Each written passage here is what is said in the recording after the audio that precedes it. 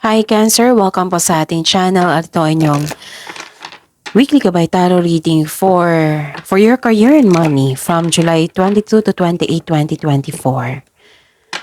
Please be reminded kung naka-resonate kayo, comment down. Kung hindi kayo naka-resonate, ibigay niyo po sa iba kasi channel reading po ito.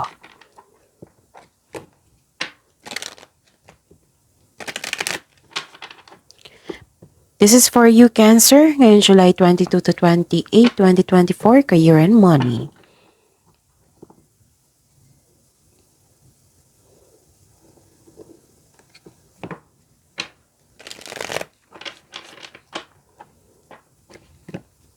Maraming salamat po sa inyong patuloy na suporta at maraming salamat po sa mga hindi nag-skip ng ads. Gamitin ang reading na ito bilang gabay lamang. Sa mga hindi pa nag-subscribe, subscribe na po kayo at click bell notification para malaman nyo na may bago tayong upload. May lumabas dyan sa screen nyo ngayon, panoorin nyo po at sundin ang instruction.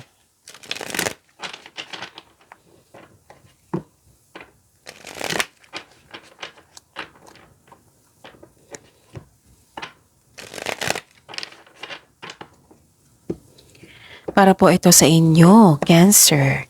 Ngayong week na ito sa career and money.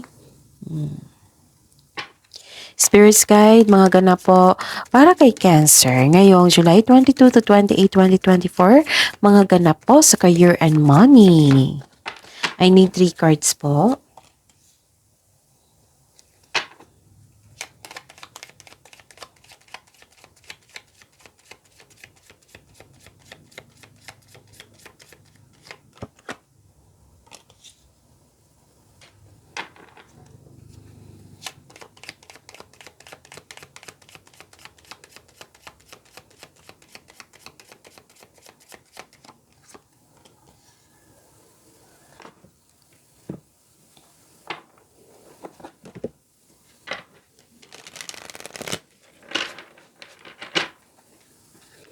Spirits Guide, mensahe nyo po para kay Cancer ngayon July 22 to 28, 2024 sa career and money nila. I need 2 cards po.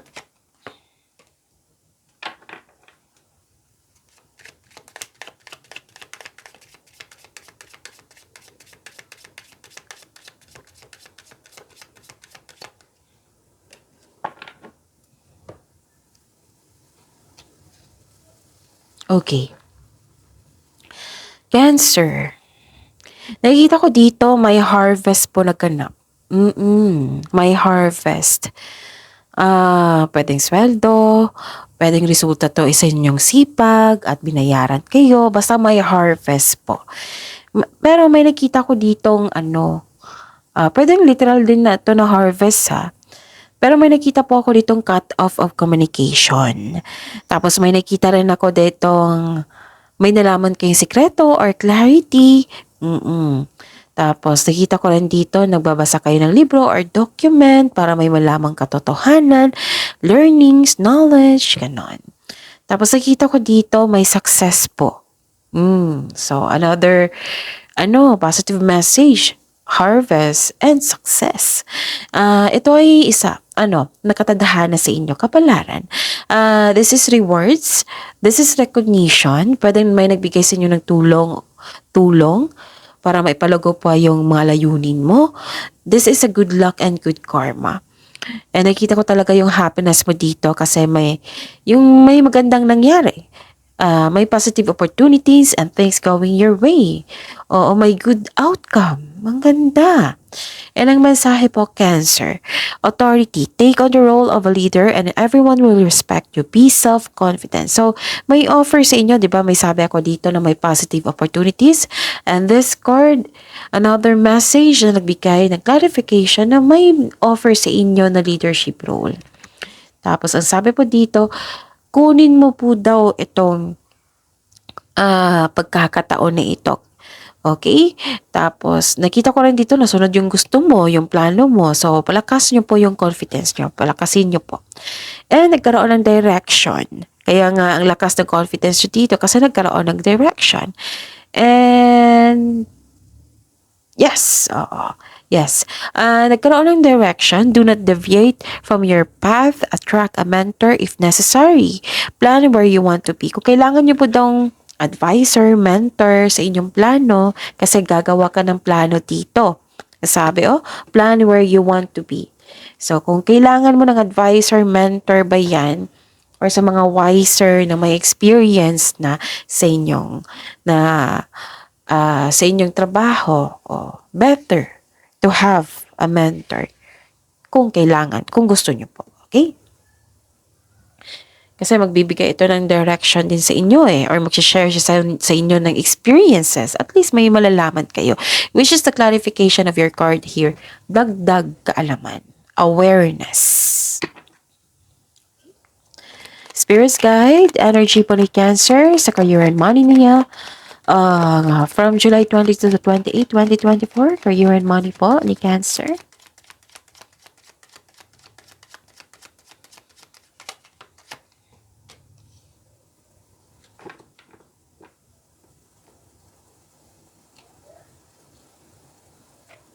Okay. And the clarification of this card po.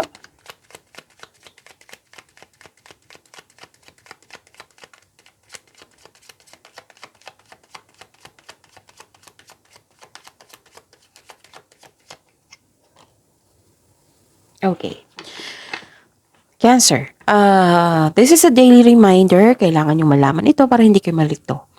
Panoorin nyo po yung last 4 days kabay tarot reading. Like for example, napanood nyo ito July 22. Panoorin nyo po yung July 21, 20, 19, 18. Kung may nakita kayo or narinig kayong repeating message, kailangan nyo po yung bigyan ng atensyon. Kung maaari po, bigyan nyo po ng solusyon at aksyon. And by the way, napanood nyo na ba, Cancer, yung upload the other day? That is your August 2024 monthly kabay tarot reading. General po iyon. Ang ganda ng reading na iyon. So, yun, panoorin nyo po. Okay? And pasensya na po sa boses ko ngayon. Oo, sa mga nakakaalam, may sipon po ako. Oo, tapos kung may narinig kayong ingay, pasensya na po, maingay ang kapitbahay namin. Okay? So, yun. Maraming salamat po. Don't worry, nakafocus ako sa reading natin. Yun.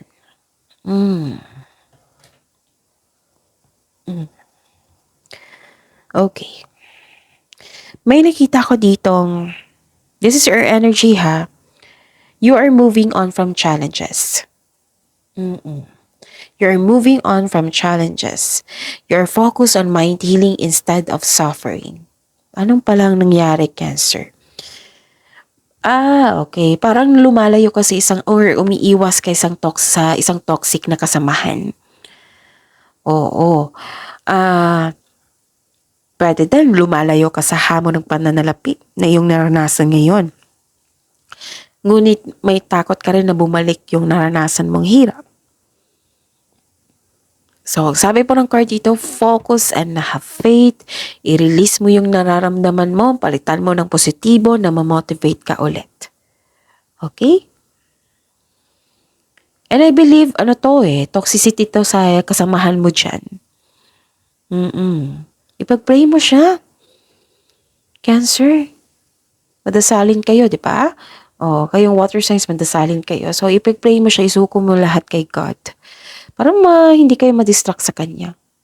Mahirap kasi yan pag may toxic na And this is a clarification of your card here ha, na may toxic traits talaga na isang tao. Pwedeng amo mo ito, boss, kasamahan, basta kasamahan po.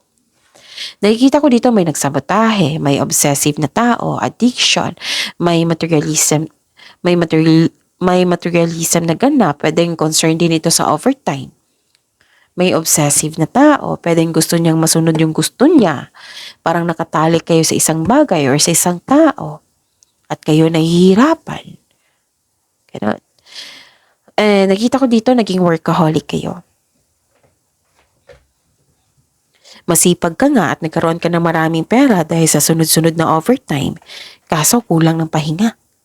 So, tandaan po ha, Cancer, our health is wealth. Kaya mag-ingat po. Tapos, some of you, this is the confirmation. 2 card na po nagsabi dito, 3 card pala nagsabi na nagtiis kayo sa isang tao dyan na sobrang toxic. Toxic po. Ipag-pray mo siya. Cancer. Spirits guide, possible blessings po na ma-receive ni Cancer ngayong July 22 to 28, 2024. Sa year-end money nila.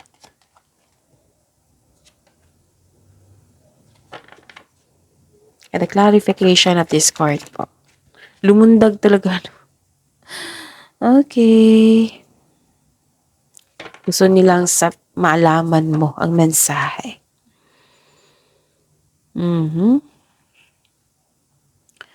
Nakikita ko dito na another concerns. Okay. Sabi po ng card dito, wag po daw kayo magpa-apekto sa isang tao na may concern kayo sa isang tao na materialism or concern sa isang ganap na nag-overwork. So, dalawang card na ha, nagsabi dito. Wag po daw kayo magpa-apekto. Tapos, parang may concern kayo sa isang tao na nagkaroon ng lack of appreciation, na hindi marunong mag-appreciate ng iba. So, siya ang dahilan na nagkaroon ng blockages.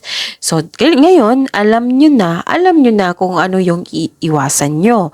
So, yun, yung biggest solution, biggest tool.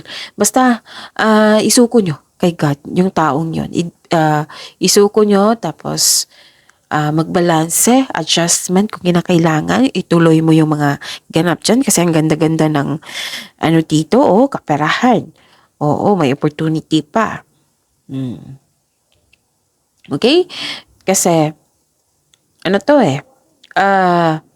dalawang card na nagsabi dito na sobra daw kayong focus sa trabaho. Nag-overspend po daw kayo sa trabaho.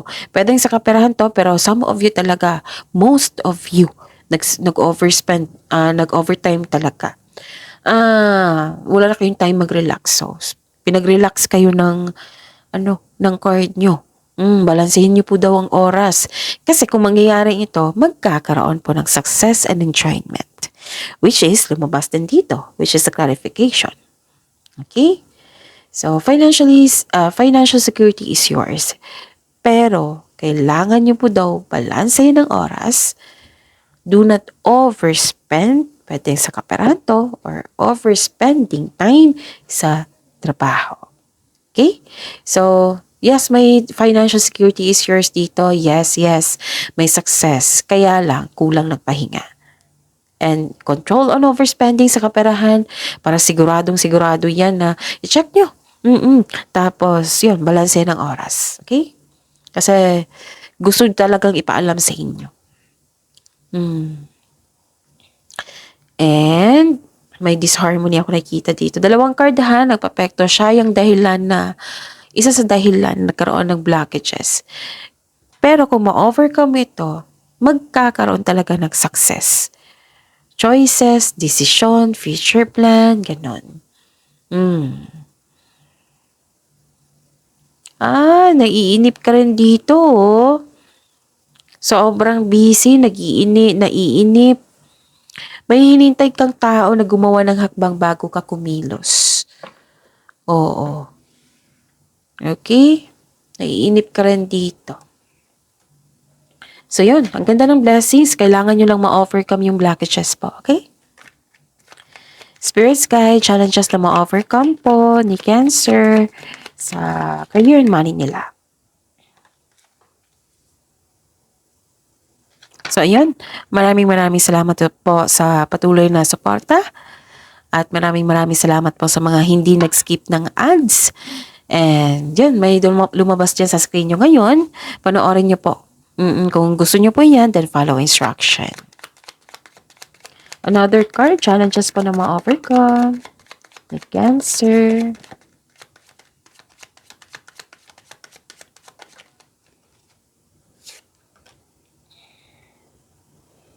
Okay. Pagtatapos to ha, ang ganda. This is, wealth, family, fulfillment, inheritance. This is the completion of cycle. Some of you makatanggap ng mana, pension, retirement, o masaganang ani ng buhay. You're spending time for your family also. Nagsisave ka para sa inyong sarili at nagsisave ka para sa inyong pamilya. Like for example, may na-receive kayong malaking pera which is lumabas din dito. Nag-save ka para sa, example ha, nag-save ka para sa educational plan. Oo, sa inyong anak, ganun. Sa inyong kapatid, ganun. May plano kayo ng pamilya mo magbuo ng family business at full support sila sa inyong plano? May business partnership din dito na alok, oh. May posibilidad po na bibili kayo ng property. Suporta, nakikita ko talaga dito yung suporta. Tapos humihingi din kayo ng advice sa mentor nyo, which is lumabas dito. Attract a mentor if necessary. Plan where you want to be. Para makagather ka ng factual information, makagather ka ng mga experiences nila, ganon. Maghihingi ka ng payo sa taong nirespeto mo na mas matanda pa sa iyo or wiser. Okay? Ano pa? Nahihirapan pa rin ako sa pagsalita. Ang hirap pag may sipon. Okay. Nakikita ko dito na may ganap na career change, paglipat ng work or workplace. Para sa mga negosyante, may bala kayong itigil ang negosyo mo at mag-try ka ng bago na connected sa inyong passion. Pwede rin may end of contract dito sa isang partnership. Sa kaperahan, this is a tough time pero huwag kang mag-alala, money matters will improve. So hold tight lang po, kapit lang po, huwag kayong sumuko. Okay? So I think that's it. See you tomorrow, Cancer. Please like, subscribe, and click bell button for notification para updated po kayo sa daily tarot reading natin. Maraming salamat po.